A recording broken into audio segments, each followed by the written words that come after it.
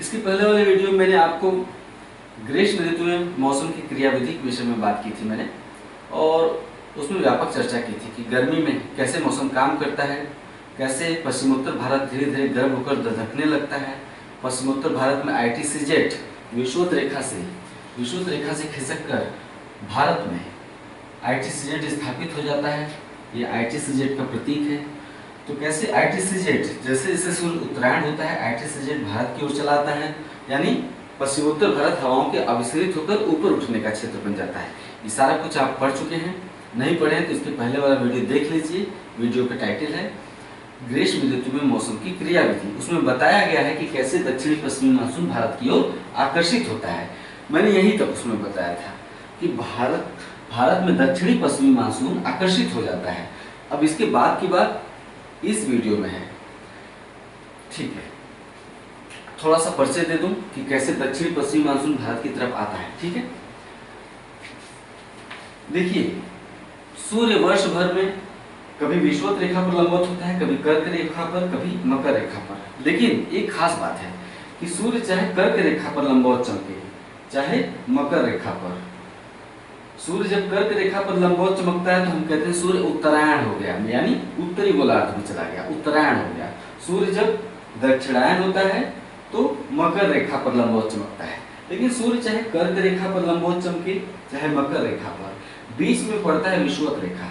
तो विषुवत रेखा पर सूर्य की लंबवत किरणें बिल्कुल लंबवत भले न पड़े, थोड़ी सी तिरछी ही पड़े, लेकिन विषुवत रेखा पर सूर्य की लंबवत किरणें यानी बिल्कुल सिर पर, है ना। विषुवत रेखा पर, हम तो विषुवत रेखा पर रहते नहीं है ना, हम तो भारत में रहते हैं। हम कहाँ रहते हैं? हम तो कर्क रेखा के आसपास है ना। तो लेकिन विषुवत रेखा पर जो देश हैं वहां पर सूर्य की लंबवत किरणें साल भर पड़ती हैं, चाहे सूर्य की विषुवत कर्क रेखा पर हो, चाहे मकर रेखा पर हो, लेकिन विषुवत रेखा पर सूर्य की लंबवत किरणें साल भर पड़ती हैं। ये विशेषता है, ठीक है, आप ये स्वीकार कर लीजिए। तो विषुवत रेखा पर साल भर गर्मी ज्यादा पड़ती है, इसलिए विषुवत रेखा पर हवाएं गर्म होकर ऊपर उठती हैं। हवाएं गर्म होकर ऊपर उठती हैं तो वायुमंडल में निम्न दाब का क्षेत्र विकसित हो जाता है। कहाँ? विषुवत रेखा पर। लो प्रेशर जोन, इस लो प्रेशर जोन इसे हम कहते हैं विषुवत रेखीय निम्न दाब का क्षेत्र, ठीक है, इक्वेटोरियल लो प्रेशर जोन। तो इस विषुवत रेखीय निम्न दाब के क्षेत्र को भरने के लिए दोनों गोलार्धों से हवाएं चल पड़ती है ना। ये हवाएं 35 डिग्री उत्तरी और 35 डिग्री दक्षिणी से चलती हैं। कहाँ? विषुवत रेखा की तरफ। 35 डिग्री उत्तरी से विषुवत रेखा की तरफ और 35 डिग्री दक्षिणी से विषुवत रेखा की तरफ जो हवाएं चलती हैं उन्हें हम व्यापारिक पवनें कहते हैं, ट्रेड विंड। व्यापारिक पवनें विषुवत रेखा पर चल पड़ती हैं और टकराकर एक दूसरे से चल पड़ती हैं और एक दूसरे से टकराकर ऊपर उठ जाती हैं। क्यों? क्योंकि विषुवत रेखा पर लो प्रेशर है, हवाएं ऊपर उठती हैं वहां पर।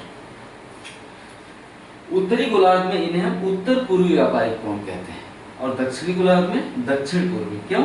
क्योंकि पूर्व से पश्चिम की ओर बह रही है। देखिए, ये उत्तर पूर्वी यानी इधर उत्तर और इधर पूर्व, उत्तर और पूर्व, उत्तर और पूर्व से आने वाली पवनों को हम उत्तर पूर्वी कहते हैं। दक्षिण पूर्व से आने वाली पवनों को हम दक्षिण पूर्वी व्यापारिक पवन कहते हैं। इतना समझ गए कि दक्षिण पूर्वी व्यापारिक पवन क्या है? समझ गए? 35 डिग्री दक्षिणी अक्षांश से जो हवा साल भर विषुवत रेखा की तरफ बहती है। क्यों? क्योंकि विषुवत रेखा पर लो प्रेशर है। तो 35 डिग्री दक्षिणी अक्षांश से जो हवा साल भर विषुवत रेखा पर प्रवाहित होती है उसे हम दक्षिण पूर्वी व्यापारिक पवन कहते हैं। तो विषुवत रेखा पर जो दोनों गोलार्धों से व्यापारिक पवनें आती हैं और टकराकर ऊपर उठती हैं, तो उस जोन को, विषुवत रेखा का वह जोन जहां पर हवाएं अभिसरित होती हैं यानी टकराती हैं, हवाओं में कन्वर्जन होता है, अभिसरित होकर ऊपर उठती हैं, उसे हम ITCZ कहते हैं, इंटर ट्रॉपिकल कन्वर्जन जोन, अंतः उष्णकटिबंधीय अभिसरण क्षेत्र। अभिसरण मतलब हवाओं का टकराव, अभिसरण, ITCZ, ठीक है। होता क्या है, मैंने पिछले वाले वीडियो में भी बताया था कि स्थलखंड जल्दी गर्म हो जाते हैं, सागर की तुलना में स्थलखंड जल्दी गर्म होते हैं और ज्यादा गर्म होते हैं। आप अपनी छत पर एक बाल्टी पानी रखिए, जब सूर्य एकदम आपके सिर पर, दोपहर के 12 बजे एक बाल्टी पानी रखिए, ठीक है। आप अपने छत के फर्श पर 1 घंटे बाद हाथ रखिए। 1 घंटे बाद जब बाल्टी का पानी गर्म हो जाए तो बाल्टी के पानी में हाथ डालिए, आपका हाथ जलेगा नहीं। लेकिन अगर आप अपने छत के फर्श पर हाथ रख दिए तो आपका हाथ जल सकता है, अगर जून जुलाई का महीना है तो। क्यों? क्योंकि चट्टानें जल्दी गर्म हो जाती हैं और ज़्यादा गर्म होती हैं। जल उतनी न जल्दी गर्म होता है और न ही उतना ज़्यादा गर्म होता है। जल देर से गर्म होता है, कम गर्म होता है। जो चट्टानें होती हैं जल्दी गर्म हो जाती हैं और ज़्यादा गर्म होती हैं, है ना। तो जो ITCZ है इस पर डिपेंड करता है कि ग्लोब पर, पृथ्वी पर कहाँ पर भूखंड ज़्यादा गर्म हो रहा है। भाई अगर सिंपल सी बात है, विषुवत रेखा ज्यादातर तो पहले सागरीय क्षेत्रों से गुजरता है, प्रशांत महासागर, अटलांटिक महासागर, हिंद महासागर। विषुवत रेखा का ज्यादातर क्षेत्र समुद्रों में आता, समुद्रों के अंतर्गत आता है, ठीक है। लेकिन 22 मार्च को सूर्य विषुवत रेखा पर लंबवत चमकता है, बिल्कुल एकदम सिर पर। लेकिन 22 मार्च के बाद सूर्य उत्तरायण होने लगता है, यानी उत्तरी गोलार्ध में गर्मी बढ़ने लगती है। सूर्य उत्तरायण होते होते 21 जून को कहाँ चलाता है? कर्क रेखा पर चलाता है 21 जून को। लेकिन स्थल खंड चट्टान है। स्थल खंड की विशेषता क्या है कि समुद्र की अपेक्षा जल्दी गर्म हो जाता है और ज्यादा गर्म होता है। तो स्थल खंड 21 जून का इंतजार नहीं करता है। स्थल खंड, बहुत से लोगों ने पिछले वीडियो में जो कमेंट किए थे उसको आधार मानकर भी मैंने आज का वीडियो बनाया है ताकि आप समझ सके। स्थल खंड 21 जून का इंतजार करेगा नहीं, स्थलखंड गर्म होना शुरू कर देता है। जैसे ही सूर्य 22 मार्च के बाद उत्तरायण होता है, स्थलखंड गर्म होना शुरू हो जाता है। आपको ये बात भी मैं यहाँ पर दोहरा दूं, आप जानते भी हैं कि स्थलखंड ज्यादातर उत्तरी गोलार्ध में ही है, दक्षिणी गोलार्ध में स्थलखंड कम है। आप अपना विश्व मानचित्र खोल कर देखिए या दीवार पर टांगे हैं मानचित्र तो उसको देखिए। ग्लोब पर ज्यादातर स्थलखंड या महाद्वीप उत्तरी गोलार्ध में है, दक्षिणी गोलार्ध में स्थलखंडों की कमी है। तो जब सूर्य उत्तरायण होता है तो 21 जून को सूर्य कर्क रेखा पर लंबवत चमकता है। लेकिन उसके पहले ही मई के महीने में ही स्थलखंड यानी भारत का जो उत्तर पश्चिमी क्षेत्र है, ये भारत का उत्तर और पश्चिमी क्षेत्र यानी पंजाब, हरियाणा और पाकिस्तान। भाई भारत तो तब भी था जब पाकिस्तान नहीं बना था, समझने वाली बात है। आप लोगों को और मैच्योर बनना पड़ेगा। भारत तो तभी था जब पाकिस्तान नहीं बना था। भारत का मतलब भारतीय उपमहाद्वीप से है। हिंद महासागर के उत्तर में और हिमालय के दक्षिण में पूरा भूखंड भारत ही है। बांग्लादेश भी भारत से ही अलग हुआ है, पाकिस्तान भी भारत से ही अलग हुआ है, सब कुछ भारत है। जो भी हिंद महासागर के उत्तर में है, जलवायु राजनीतिक सीमाएं नहीं देखती है। जलवायु ये थोड़ी देखेगी कि भारत पाकिस्तान का बॉर्डर यहाँ पे है तो हवाएं उधर नहीं जाएंगी। एक गाना है ना रिफ्यूजी फिल्म का, पंछी नदियां पवन के झोंके, कोई सरहद ना इन्हें रोके। तो मेरा मतलब कि जलवायु देश की सीमाएं नहीं देखेगी। भारत से मतलब पूरा बांग्लादेश, पाकिस्तान, सब कुछ भारत। तो पूरे पश्चिमोत्तर भारत में पाकिस्तान समेत मई आते आते जब सूर्य उत्तरायण होता है, उत्तरी गोलार्ध की तरफ बढ़ता है, तो मई महीने तक आते आते ही पूरा पश्चिमोत्तर भारत यहाँ पे इतना ज्यादा गर्म हो जाता है कि पश्चिमोत्तर भारत में एक लो प्रेशर का जोन विकसित होता है, निम्न दबाव का केंद्र विकसित होता है। मई महीने के अंत तक आते आते ये निम्न दबाव का क्षेत्र इतना ज्यादा शक्तिशाली होता है कि हिंद महासागर की हवाओं को अपनी तरफ आकर्षित कर लेता है। ये लो प्रेशर का जोन इतना ज्यादा शक्तिशाली होता है कि दक्षिणी गोलार्ध में दक्षिणी पूर्वी व्यापारिक पवनों को भी अपनी तरफ खींच लेता है। ये लो प्रेशर का जोन या निम्न दबाव का क्षेत्र इतना ज्यादा शक्तिशाली हो जाता है कि दक्षिणी गोलार्ध में, हिंद महासागर में दक्षिण पूर्वी व्यापारिक पवनों को भी अपनी तरफ खींच लेता है। फेरल का नियम है, फेरल ने कहा है कि दक्षिणी गोलार्ध में हवाएं अपनी बाईं तरफ, दक्षिणी गोलार्ध में हवाएं अपनी बाईं तरफ और उत्तरी गोलार्ध में हवाएं अपनी दाईं तरफ घूम जाती हैं। ठीक है, तो होता यह है कि पश्चिमोत्तर भारत में विकसित ITCZ जब बहुत शक्तिशाली होकर दक्षिण पूर्वी व्यापारिक कोनों को अपनी तरफ खींचता है, तो ये दक्षिण पूर्वी व्यापारिक कोने इस दिशा में उत्तरी गोलार्ध में नहीं बहेंगी। फेरल का नियम याद रखिए, फेरल ने कहा है कि उत्तरी गोलार्ध में हवाएं अपनी दाईं तरफ मुड़ जाती हैं। तो उत्तरी गोलार्ध में प्रवेश करते ही ये हवाएं अपनी दाईं तरफ मुड़ जाती हैं। समझ रहे हैं आप? जैसे ही उत्तरी गोलार्ध में प्रवेश करेंगी ये हवाएं अपनी दाईं तरफ मुड़ जाती हैं। देख रहे हैं आप भाई, इन हवाओं के लिए उत्तरी गोलार्ध में दायां किधर हुआ? इधर हुआ। तो उत्तरी गोलार्ध में जाते ही ये हवाएं अपनी दाईं तरफ मुड़ जाती हैं। फेरल लिखा है, फेरल का नियम है। क्यों मुड़ जाती हैं? ये कोरियोलिस बल का प्रभाव होता है। कोरियोलिस बल हम आपको वायुमंडल जब चैप्टर पढ़ाएंगे या फिर तो उसमें हम आपको विश्व भूगोल में वायुमंडल चैप्टर में हम आपको कोरियोलिस बल पढ़ाएंगे, तो बताएंगे कि कैसे हवाएं दाएं मुड़ जाती हैं या बाएं मुड़ जाती हैं। ये तो दूसरा चैप्टर है, उसमें हम अभी नहीं जाना चाहेंगे। फेरल ने कहा है कि कोरियोलिस बल के कारण उत्तरी गोलार्ध में हवाएं अपनी दाईं तरफ और दक्षिणी गोलार्ध में अपनी बाईं तरफ मुड़ जाती हैं। तो पश्चिमोत्तर भारत में विकसित आईटी सिस्टम जब अत्यधिक शक्तिशाली हो जाता है तो दक्षिणी गोलार्ध में हिंद महासागर की दक्षिण पूर्वी व्यापारिक पवनों को अपनी तरफ आकर्षित कर लेता है। ये पवनें उत्तरी गोलार्ध में पहुंचते ही दाहिनी ओर मुड़ जाती हैं, ठीक है, और दाहिनी ओर मुड़कर भारत की ओर रुख कर लेती हैं। भारत की ओर रुख मतलब भारत की ओर चल पड़ती हैं। चूंकि ये पवनें दक्षिण पश्चिम दिशा से भारत में प्रवेश करती हैं, इसलिए भारत में इन्हें दक्षिणी पश्चिमी मानसून कहते हैं।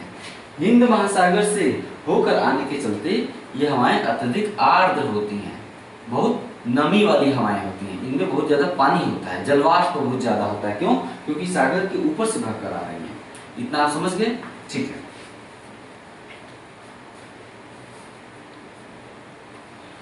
तो भारत में चूंकि ये हवाएं दक्षिण पश्चिम दिशा से प्रवेश करती हैं, इसलिए इन्हें हम दक्षिणी पश्चिमी मानसून कहते हैं।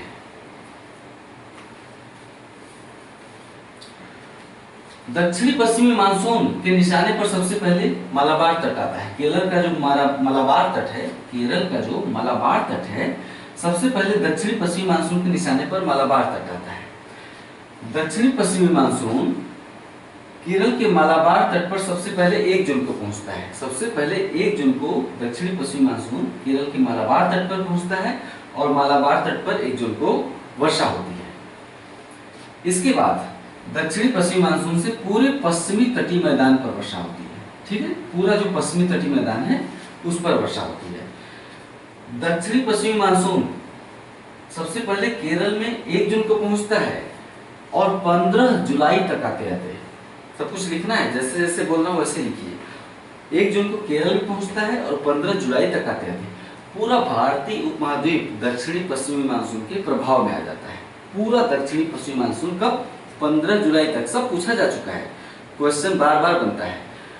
1 जून को केरल के मालाबार तट तक और 15 जुलाई तक दक्षिणी पश्चिमी मानसून पूरे भारतीय उपमहाद्वीप को अपने प्रभाव क्षेत्र में ले लेता है, यानी 15 जुलाई तक पूरे भारत में वर्षा शुरू हो जाती है। ठीक है, नेक्स्ट पॉइंट इसमें होगा। नेक्स्ट पॉइंट ये लिखेंगे कि भारत में दक्षिणी पश्चिमी मानसून से होने वाली वर्षा 1 जून को प्रारंभ होती है और 15 सितंबर तक भारत में वर्षा होती रहती है, यानी भारत 1 जून से लेकर 15 सितंबर तक दक्षिणी पश्चिमी मानसून के अधीन होता है। ठीक है,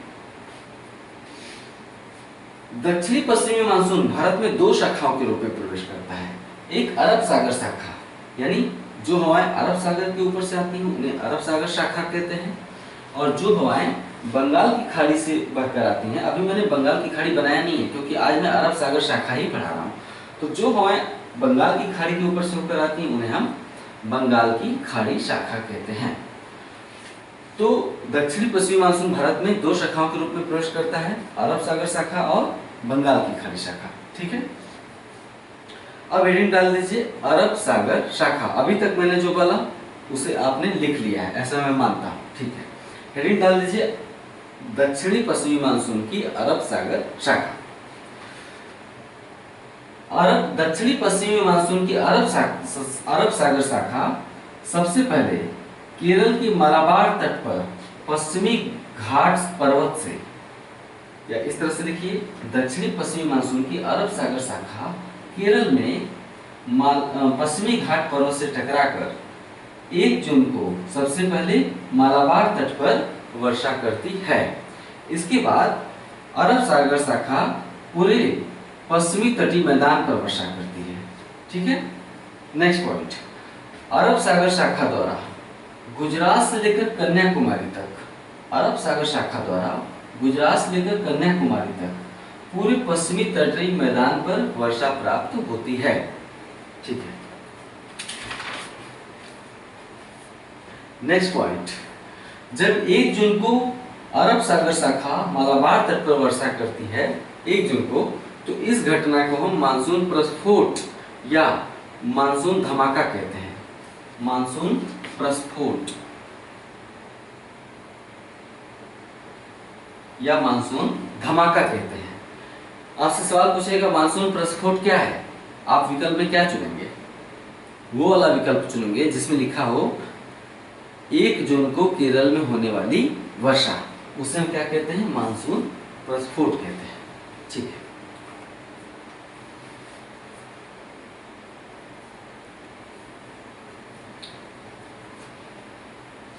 नेक्स्ट पॉइंट आप लिखेंगे, भारत में दक्षिणी पश्चिमी मानसून द्वारा होने वाली वर्षा मुख्यतः स्थलाकृति द्वारा निर्धारित होती है, अर्थात पहाड़ियों द्वारा निर्धारित होती है। यानी भारत में जहां भी पहाड़ियां हैं वहां पर वर्षा ज्यादा होती है। होता है कि सामने पहाड़ी है, हवा बहते हुए आई, पहाड़ी से टकराई, और पहाड़ी से टकराकर हवा क्या होगी? ऊपर उठेगी। हवा पहाड़ी से टकराकर रुकती नहीं है, बल्कि ऊपर उठने का प्रयास करती है। हवा जैसे जैसे ऊपर उठेगी, हवा के तापमान में कमी आएगी, और जैसे ही हवा के तापमान में कमी आएगी, हवा अपनी नमी को पहाड़ के ढाल पर छोड़ देती है। तो हवा पहाड़ी से टकराकर हवा जो ऊपर उठती है और हवा के तापमान में जो कमी आती है, उसे हम कहते हैं एडियाबेटिक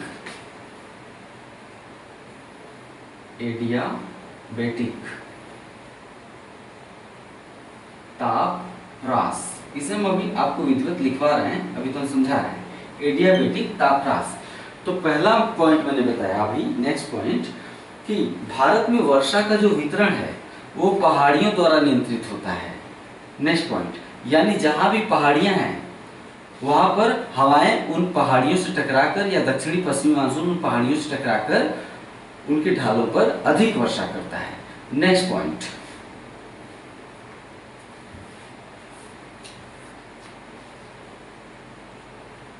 दक्षिणी पश्चिमी मानसून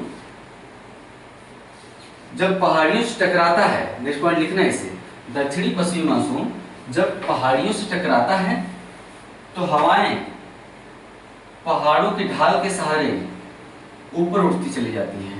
तो हवाएं पहाड़ों के ढाल के सहारे ऊपर उठती चली जाती है। ये पहाड़ और ये हवाएं, ठीक है।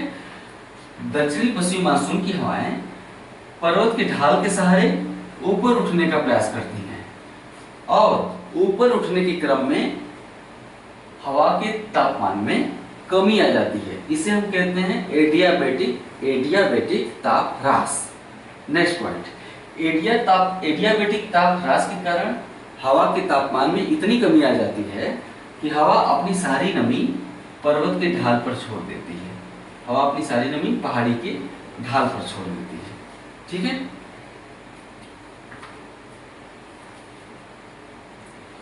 इसे हम पर्वतीय वर्षा कहते हैं। इसे क्या कहते हैं हम? पर्वतीय वर्षा। पर्वतीय वर्षा क्या होती है? जब हवाएं पर्वतों के ढाल के सहारे ऊपर उठने के लिए मजबूर हो जाती हैं और एडियाबेटिक ताप ह्रास के कारण हवाओं के तापमान में इतनी कमी आ जाती है कि अपनी सारी नमी यहीं छोड़ देती हैं, तो इसे हम पर्वतीय वर्षा कहते हैं। उदाहरण के लिए, जब दक्षिणी पश्चिमी मानसून की अरब सागर शाखा, उदाहरण के लिए जब दक्षिणी पश्चिमी मानसून की अरब सागर शाखा पश्चिमी घाट से टकराती है, तो पश्चिमी घाट से टकराने के पश्चात ऊपर उठती है और एडियाबेटिक ताप ह्रास के चलते अपनी सारी नमी पश्चिमी तटीय मैदान पर छोड़ देती है। यही कारण है कि गुजरात तट से लेकर कन्याकुमारी तट तक अरब सागर शाखा पश्चिमी तटीय मैदान पर वर्षा करती है। ये हो गया। नेक्स्ट पॉइंट,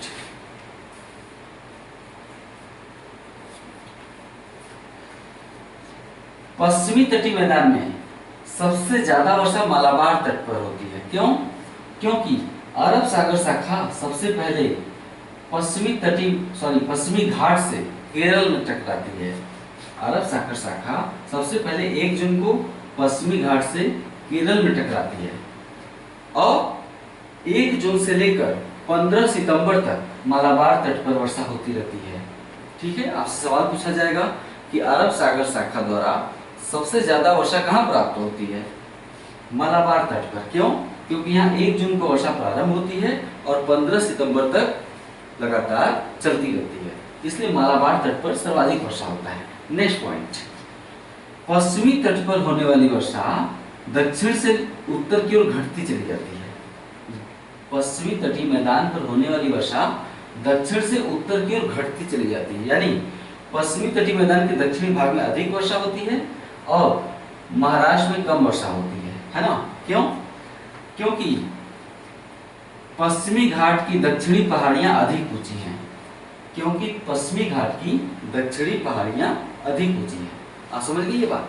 मैं फिर से दोहरा रहा हूं, चूंकि पश्चिमी घाट की दक्षिणी पहाड़ियां अधिक ऊंची हैं, या दूसरे भाषा में चूंकि पश्चिमी घाट दक्षिण में अधिक ऊंचा है, इसलिए पश्चिमी तटीय मैदान के दक्षिणी भागों में ही अधिक वर्षा प्राप्त होती है और उत्तरी भागों में कम वर्षा प्राप्त होती है। क्यों?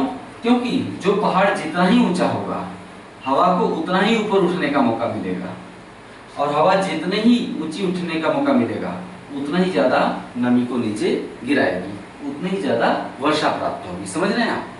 और पहाड़ी अगर कम ऊंची है, पहाड़ी अगर इतनी ही ऊंची है, तो हवा भी ज्यादा ऊंचा नहीं उठ पाएगी, इतना ही उठेगी, परिणाम स्वरूप थोड़ी कम वर्षा होगी। तो मैंने नेक्स्ट पॉइंट बोला था कि पश्चिमी तटीय मैदान के दक्षिणी भागों में अर्थात मालाबार तट पर अधिक वर्षा होती है, कोंकण तट पर कम वर्षा होती है, या उत्तरी मैदान पर कम वर्षा होती है। क्यों? क्योंकि पश्चिमी घाट की दक्षिण पहाड़ियां अधिक ऊंचाई पे हैं और पश्चिमी घाट उत्तर में अपेक्षाकृत कम ऊंचा है। ठीक है, नेक्स्ट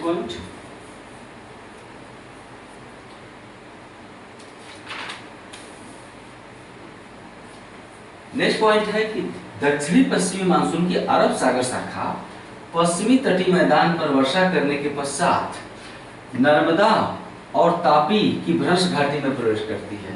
यह सतपुड़ा पहाड़ी इसके उत्तर में है नर्मदा भ्रंश घाटी, और सतपुड़ा पहाड़ी के दक्षिण में है तापी भ्रंश घाटी।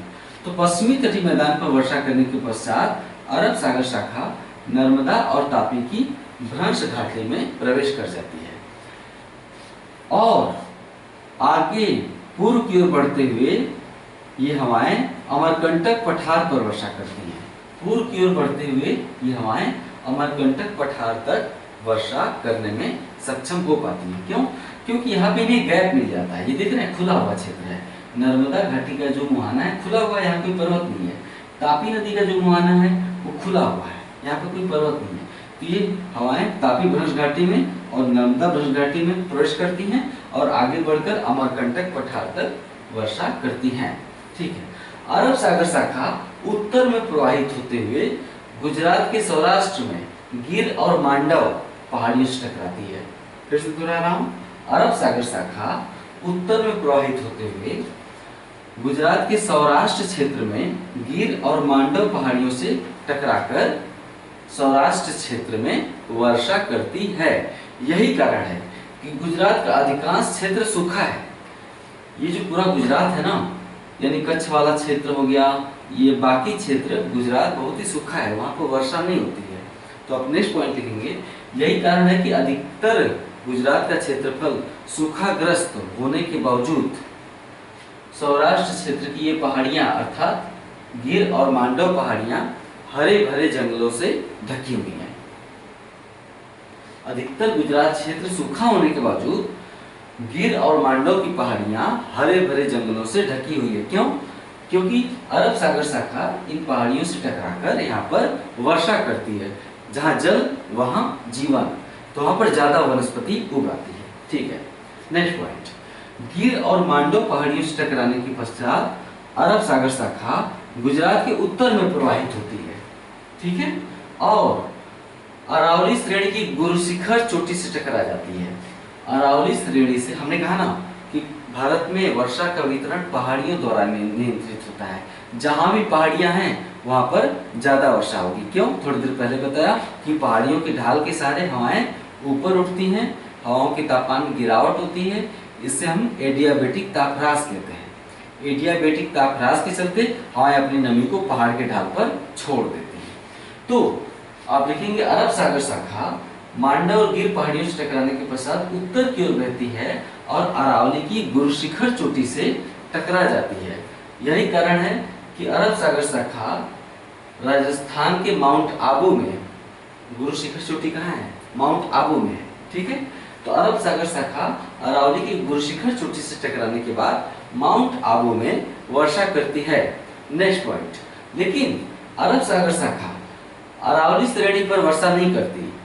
अरब सागर शाखा गुरु शिखर चोटी से टकराकर वहां पर माउंट आबू में वर्षा करती है, लेकिन अरब सागर शाखा पूरे अरावली पर वर्षा नहीं करती। क्यों? क्योंकि अरावली श्रेणी का विस्तार अरब सागर शाखा की हवाओं के समानांतर है, अर्थात अरब सागर शाखा की हवाएं अरावली के समानांतर निकल जाती हैं, यानी जिस दिशा में अरावली फैली हुई है उसी दिशा में अरब सागर शाखा की हवाएं आगे बढ़ जाती हैं, जिसके चलते इन हवाओं को अरावली से टकराने का मौका नहीं मिल पाता है, अर्थात ये हवाएं अरावली से नहीं टकरा पाती हैं। यही कारण है कि अरब सागर शाखा से राजस्थान में वर्षा प्राप्त नहीं होती है। आप समझ गए? जो राजस्थान का क्षेत्र है उसमें अरब सागर शाखा से वर्षा प्राप्त नहीं होती है। एकमात्र अपवाद है गुरु शिखर चोटी। गुरु शिखर चोटी ऊंचाई पर स्थित है, इसके चलते हवाएं वहां पर टकराती हैं, थोड़ा बहुत वर्षा वहां पर हो जाती है माउंट आबू में। शेष जो अरावली है उससे ये हवाएं टकरा नहीं पाती हैं, न टकरा पाती हैं और न ही ऊपर उठ पाती हैं। टकराएंगी नहीं तो ऊपर नहीं उठेंगी, ऊपर नहीं उठेंगी तो एडियाबेटिक ताप ह्रास नहीं होगा। एडियाबेटिक ताप ह्रास नहीं होगा तो अपनी नमी को छोड़ेंगी नहीं, तो समानांतर निकल जाती हैं। इसीलिए राजस्थान में इन हवाओं से वर्षा नहीं होती है। ये हो गया दक्षिणी पश्चिमी मानसून की अरब सागर शाखा, ठीक है।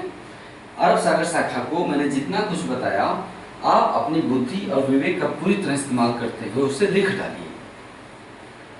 किताबों में बहुत सारा बकवास लिखा हुआ होता है। मैं प्रकाशन का नाम लेना उचित नहीं है कि मैं कौन सी किताब पढ़ रहा था। बहुत ही लोकप्रिय किताब है। इलाहाबाद, दिल्ली जैसे शहरों में रहने वाले लड़के लड़कियां या प्रतियोगी उस किताब को भारतीय भूगोल के लिए बहुत ज़्यादा पढ़ते हैं। जलवायु एक ऐसा चैप्टर है कि किताबों में मैंने देखा है कि ज़्यादातर बकवास ही लिखा होता है। वहाँ से सवाल नहीं पूछे जाते हैं, बहुत कम पूछे जाते हैं, मूल बात बताई नहीं जाती। खासकर आईएएस के एग्जाम में जिस तरह से सेंटेंस दिए जाते हैं कि 3 सेंटेंस या 4 सेंटेंस देंगे, बोलेगा कि गलत कथन को पहचानिए, तब बड़ी मुश्किल हो जाती है, या सही कथन को पहचानिए। तो ये जो पॉपुलर प्रकाशन की किताबें हैं इनसे पढ़ के जलवायु जैसा चैप्टर स्पष्ट नहीं हो पाता है। मैं जो बात कर रहा हूँ वो प्रधान बात है, गौड़ बात नहीं है। वही बातें बता रहा हूँ जहाँ से सवाल बार बार पूछे जाते हैं। तो इसे आप देख के जैसे मैंने बताया वैसे ही नोट कर लीजिए। न केवल आईएएस, पीसीएस, एसएससी हर एग्जाम के लिए जरूरी है। एसएससी के लिए इसलिए जरूरी है क्योंकि एसएससी वाले लड़के बहुत सारा फैक्ट रट डालते हैं। सवाल वहां से नहीं आते हैं, सवाल वहीं से आते हैं जो सबसे सरल हिस्सा होता है, सबसे इजी होता है। किसी भी एग्जाम में 90% सवाल, किसी भी एग्जाम में 90% सवाल बिल्कुल बेस से पूछे जाते हैं, जो बेस होता है जहां से समझ विकसित होती है। तो ये बेस पढ़ा रहा हूं मैं। बेस को आप समझ लेंगे, आईएएस हो चाहे एसएससी हो, हर एग्जाम में ये काम देता है। लेकिन ज्यादातर लोग करते क्या है, दुनिया भर का फैक्ट रखना शुरू कर देंगे। अब फैक्ट में क्या है, 100 फैक्ट में से काम लायक 10 फैक्ट होते हैं, बाकी 90 फैक्ट एकदम बेकार होते हैं। क्यों? क्योंकि प्रकाशक को क्या चाहिए, या जो कोचिंग चलाते हैं इलाहाबाद, दिल्ली जैसे शहरों में, इन्हें क्या चाहिए, लड़कों को ज़्यादा से ज़्यादा फैक्ट देते हैं। लड़के भी आजकल के वही हैं, उन्हें अच्छा लगता है, अरे वाह गुरुजी ने हमको 1000 फैक्ट लिखवा डाले। अरे भाई साहब, उपकार जैसे प्रकाशन में बहुत सारे फैक्ट्स दिए हुए हैं। मैं गलती किया, मैंने उपकार का नाम ले लिया। उपकार बहुत सारा फैक्ट दिया हुआ है, तो इसके लिए कोचिंग करने की क्या जरूरत है, पढ़िए ना उपकार, जब फैक्ट ही रखना है तो मैं ये कहना चाह रहा था, छोटी सी बात, कि ज़्यादातर सवाल बेस से पूछे जाते हैं, और यानी जो सबसे सरल भाग हैं किसी भी चैप्टर के, ज़्यादातर सवाल वहाँ से पूछे जाते हैं। लेकिन लोग पढ़ते क्या हैं, कठिन चीज़ें, यही गड़बड़ी हो जाती है। 90% सवाल हमेशा बेस से पूछे जाते हैं, वो सवाल जो कक्षा 8, 9, 10 का बच्चा भी उसे जानना चाहिए। ठीक है, तो मैंने जो बताया उसे नोट कर लीजिए। तो अरब सागर शाखा के बाद अगला चैप्टर होगा दक्षिणी पश्चिमी मानसून की बंगाल की खाड़ी शाखा। बंगाल की खाड़ी शाखा पढ़ने के बाद दक्षिणी पश्चिमी मानसून लगभग खत्म होगा। अब इसके बाद हम भारतीय मृदा पढ़ाएंगे, भारतीय वनस्पतियां पढ़ाएंगे, भारतीय मृदा, भारतीय वनस्पतियां, फिर भारतीय कृषि पढ़ाई जाएगी। उसके बाद आप खनिज वाले चैप्टर में आ जाएंगे, खनिज और उद्योग। तो जुड़े रहिए इसी तरीके से। हाँ, इसके पहले वाली वीडियो में मैंने कुछ सवाल किए थे आपसे, उन सवालों का मैं उत्तर आज देता हूं आपको। हिमालय क्षेत्र में बहने वाली कौन सी नदी विसर्पण करती है? अधिकतर लोगों ने मेरे अधिकतर सवालों का सही जवाब दिया है, लेकिन ये एक ऐसा सवाल है कि अधिकतर लोगों ने गलत जवाब दिया है, पता नहीं क्यों। हिमालय क्षेत्र में बहने वाली कौन सी नदी विसर्पण करती है? अधिकतर लोगों ने कोसी नदी बताया है। अरे कोसी नदी हिमालय क्षेत्र में विसर्पण थोड़ी करती है। कोसी नदी तब विसर्पण करती है जब वो बिहार में चली जाती है। बिहार में हिमालय थोड़ी है, बिहार में क्या है? उत्तर भारत का मैदान है। तो कोसी नदी हिमालय से निकलती है और बिहार में आकर विसर्पण करने लगती है। यानी कोसी नदी हिमालय क्षेत्र में विसर्पण नहीं करती, कहाँ करती है? उत्तर भारत के मैदान में करती है। मैंने प्रश्न किया है कि हिमालय क्षेत्र में बहने वाली कौन सी नदी विसर्पण करती है? मैं जब सिंधु नदी तंत्र पढ़ा रहा था तो उसमें बताया था कि झेलम नदी हिमालय क्षेत्र की एकमात्र पहाड़ी नदी है जो पहाड़ी क्षेत्र में विसर्पण करती है। क्यों? क्योंकि बेरी नाग से निकलने के पश्चात सिंधु नदी चली जाती है कश्मीर घाटी में। जब सिंधु नदी कश्मीर घाटी में प्रवेश करती है तो कश्मीर घाटी मैदानी क्षेत्र है, हिमालय के बीचों बीच कश्मीर घाटी, अरे वहीं जहाँ पत्थरबाज पत्थर मारते हैं, कश्मीर घाटी कहते हैं उसे, जहाँ श्रीनगर बसा हुआ है। तो कश्मीर घाटी समतल है, तो वहां पे सिंधु नदी झेलम नदी विसर्पण करने लगती है। क्यों? क्योंकि वो सिर्फ समतल मैदान है तो विसर्पण करती है। इसका उत्तर होगा झेलम नदी। फिर से प्रश्न दोहरा रहा हूँ, हिमालय क्षेत्र में बहने वाली कौन सी नदी विसर्पण करती है? झेलम नदी हिमालय क्षेत्र में ही विसर्पण करती है। अगला सवाल, ब्राह्मणी नदी किस पठार से निकलती है? छोटा नागपुर पठार से निकलती है। और ब्राह्मणी नदी किस राज्य के तट पर मुहाना बनाती है? उड़ीसा तट पर मुहाना बनाती है। ब्राह्मणी नदी छोटा नागपुर पठार से यहाँ निकलती है और उड़ीसा तट पर यहाँ पर मुहाना बनाती है। अगला सवाल है, कौन सी नदी महाबलेश्वर चोटी से निकलती है? कृष्णा नदी। यह है महाबलेश्वर चोटी, यहाँ से कृष्णा नदी निकलती है और यहाँ पे गिरती है, महाबलेश्वर चोटी से निकलती है। अगला सवाल है, उज्जैन किस नदी के तट पर है? उज्जैन क्षिप्रा नदी के तट पर है। क्षिप्रा नदी के तट पर है। मैंने गोदावरी नदी पढ़ाते समय जल्दी में बता दिया था कि क्षिप्रा नदी गोदावरी की सहायक नदी है। क्षिप्रा गोदावरी की नहीं, आई एम सॉरी बोलता हूँ, क्षिप्रा चंबल की सहायक नदी है। तो क्षिप्रा के तट पर है उज्जैन। अगला सवाल था, भारत में कुंभ मेला कौन कौन सी नदियों के किनारे लगता है? भारत में कुंभ मेला 3 नदियों के किनारे लगता है। गंगा के किनारे 2 शहरों में, हरिद्वार में, इलाहाबाद में। दूसरी नदी है क्षिप्रा, क्षिप्रा में उज्जैन में लगता है। क्षिप्रा नदी के किनारे कुंभ मेला उज्जैन में लगता है। तीसरी नदी है गोदावरी, कुंभ मेला गोदावरी नदी के किनारे नासिक में लगता है। यानी कुंभ मेला 3 नदियों के किनारे लगता है, गंगा, क्षिप्रा और गोदावरी। कुंभ मेला 4 शहरों में लगता है, हरिद्वार, इलाहाबाद, उज्जैन और नासिक। ठीक है। अगला सवाल है, गंगा, गोदावरी और कृष्णा नदियां कौन सा अपवाह प्रतिरूप बनाती हैं, अर्थात कौन सा ड्रेनेज पैटर्न बनाती हैं? यहाँ बहती है आपकी गंगा, ये बहती है आपकी गोदावरी और ये है कृष्णा। गंगा, गोदावरी और कृष्णा नदियां वृक्षाकार अपवाह प्रतिरूप बनाती हैं, अर्थात डेंड्रेटिक ड्रेनेज पैटर्न। ये तीनों नदियां डेंड्रेटिक ड्रेनेज पैटर्न बनाती हैं। क्यों?